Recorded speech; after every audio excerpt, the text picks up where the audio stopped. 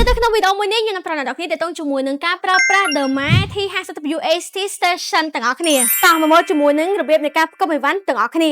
តាមក្បាលនីមួយៗដែលយើងចង់ប្រើប្រាស់អញ្ចឹងជាដំបូងយើងមានមកជាមួយនឹងក្បាលបែបនេះយើងបញ្ជាក់អញ្ចឹងក្បាលនេះគឺយើងសម្រាប់បូមនៅលើ floor ដូចអត់ដូចការ៉ូអីអញ្ចឹងយើងប្រើក្បាលនេះបានណាហើយបើយើងធ្វើការពលុវាឡើងយើងអាចដកទាយាយចូលក្រោមហើយយើងសដកឡើងមកលើនេះសម្រាប់ឲ្យវាខ្ពស់ហើយបើយើងចង់ប្រើជាមួយនឹងក្បាលផ្សេងទៀតយើងអាចដូរក្បាលគឺយើងដូរបែបនេះអ្នកនរគ្នាឃើញកន្លែងជីកមួយនេះហ៎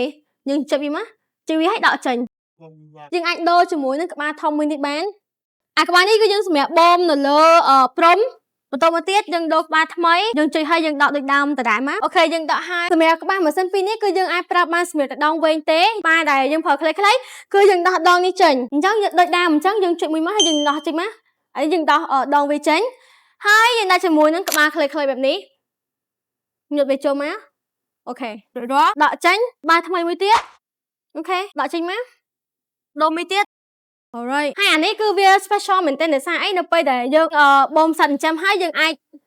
ខ្ជាក់រោមវាបានឬក៏ដោះរោមវាចេញយើងចុចលើនេះហើយយើងដូរក្បាលមួយទៀតមកបូមនៅលើសឡុងបូមនៅលើខែកេងក្បាលខែអី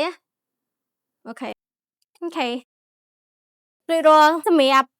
ដងដែលយើងប្រើជាមួយនឹងសត្វចិញ្ចឹមឬក៏យើងអាចបូមតាមកលុកកលៀតអីចឹងណាដល់វាចូលមួយមកយើងតទៅអានេះយើងអាចបូមចឹងក៏បានដែរដល់វាអញ្ចឹងណាអញ្ចឹងបើយើងធ្វើការដោះថ្មអំបាក់ទេយើងចុចកន្លែងនេះមួយមកចុចវាហើយយើងទាញឡើងមកលើគឺសម្រាប់យើងដោះថ្មវិញគឺដូចដើមដាក់បែបនេះមកយើងមើលត្រូវញ៉ាំវាមកនេះអូខេរួចរាល់ការប្រើប្រាស់នៅលើម៉ាស៊ីននឹងតែម្ដង function នីមួយៗផ្សេងគ្នាអានេះគឺបិទបើកអូខេប៊ូតុននេះគឺប៊ូតុន change mode វាមាន eco មាន standard មាន strong ហើយ stable នេះគឺយើងហៅប្រហែលជា 5% អញ្ចឹងតើតើជាមួយនឹងការប្រើប្រាស់ទៅលើ display របស់វា function ផ្សេងៗគឺរួចរាល់ហើយសួស្ដីអ្នកនរគ្នាមានចំណុចតើជាមួយនៅ event ផ្សេងៗអាច comment នៅខាងក្រោមនេះហើយកុំភ្លេចចុច subscribe ដើម្បីទទួលបានជាមួយនៅវីដេអូថ្មីៗ bye